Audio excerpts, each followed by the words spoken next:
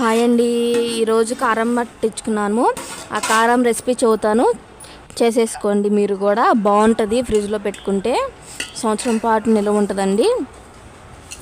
ముందు 4 కేజీలు మిరగాయలు తీసేసుకోవాలి. తొడియాలు తీసిన మిరగాయలు ఎండ పెట్టేసేసుకోండి. దాంట్లోకి మీకు గొడ్డు కారం కావాలంటే వచ్చేసి ఎండుమిరపకాయలు మరపేపించేసుకుంటే అది గొడ్డు కారము. మీకు మసాలా కారం కావాలంటే ధనియాలు 3/4 కేజీ, చిన్నులపాయలు వచ్చేసి 1/2 కిలో, 1/4 కిలో వచ్చేసి మెంతులు, జీలకర్ర, ఒక్కసారి వచ్చేసి ఉప్పు. మొత్తం ఎండబెట్టేసేసుకోవాలండి. బాగా ఎండొచ్చే చోట ఎండబెట్టేసుకోండి.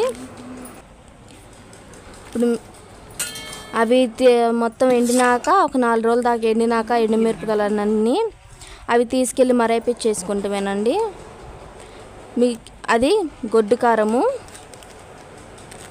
పచ్చళ్ళలో కారం అండి. ఇది కూడా గొడ్డు కారమేనండి.